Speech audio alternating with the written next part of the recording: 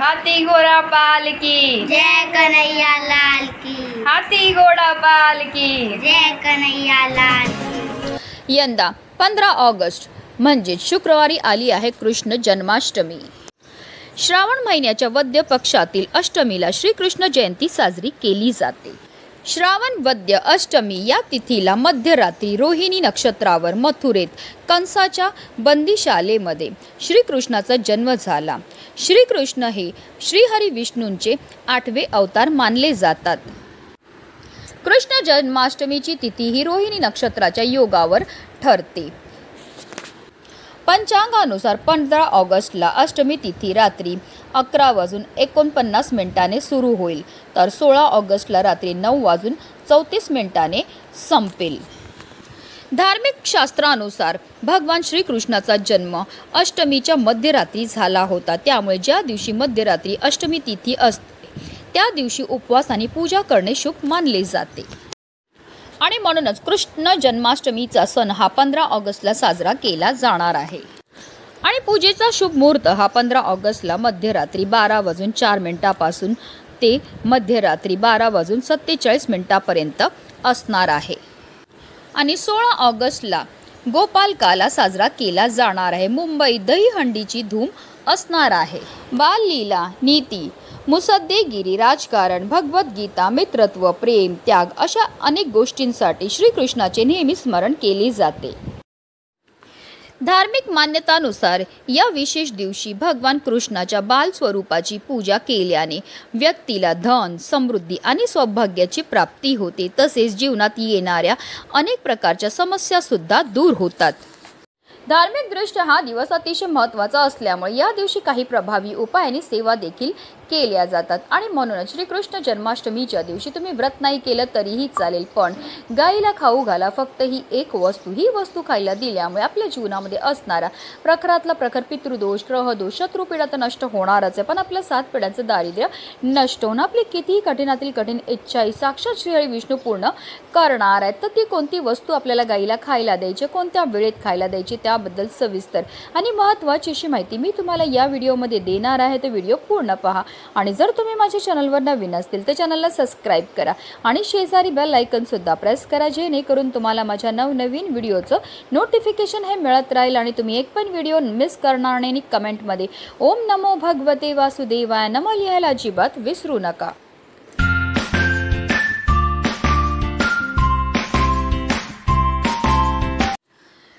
जन्माष्टमीचे व्रत हे अष्टमीच्या दिवशी एक भक्त राहून करावे। मध्यरात्री शुचिर्भूत होऊन संकल्प करावा। यानंतर बाळकृष्णाची मूर्ती किंवा प्रतिमा स्थापित करावी। यानंतर सहपरिवार श्रीकृष्णाची षोडशोपचार पूजा करावी। धूप, दीप, नैवेद्य दाखवावा। श्रीकृष्णाची आरती करावी। पूजा करून पुरुष सूक्त, विष्णू सूक्ताचे स्तवन करावे।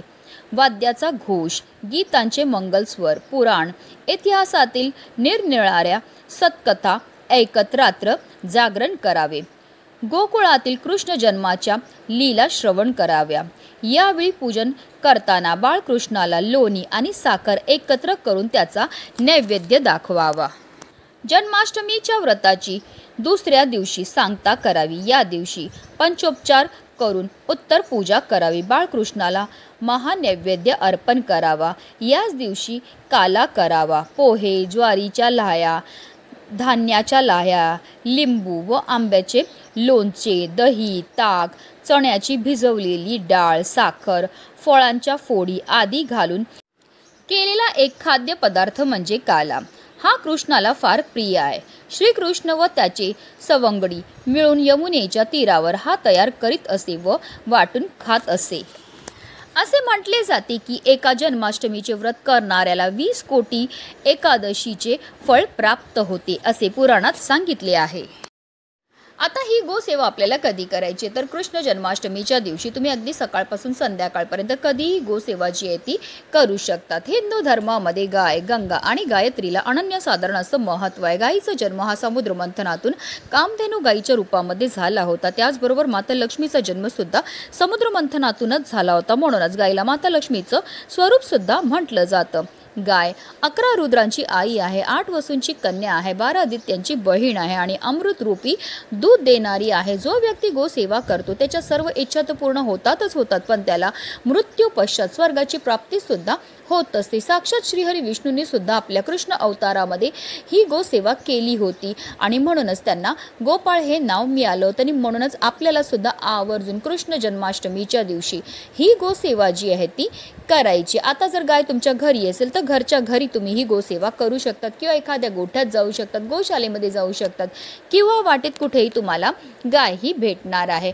तर आपल्याला काय करायचं, घरामध्ये जी सगळ्यात पहिली चपाती आपण बनवणार ती आपल्याला गोमातेकरता बनवायची. कणिक मळायचे, मळताना त्यामध्ये आपल्याला थोडीशी हळद घालायची. हळद घातल्यामुळे आपल्या कुंडलीतील गुरुग्रह हा बलवान होतो आणि जर आपल्या कुंडलीतील गुरुग्रह बलवान झाला तर त्यामुळे आपल्या जीवनामध्ये असणाऱ्या ज्या आर्थिक समस्या त्यापासून आपल्याला मुक्तता मिळते. त्याचबरोबर आपल्याला जीवनामध्ये कधीही कोणत्याही क्षेत्रामध्ये अपयशाचा सामना हा करावा लागत नाही.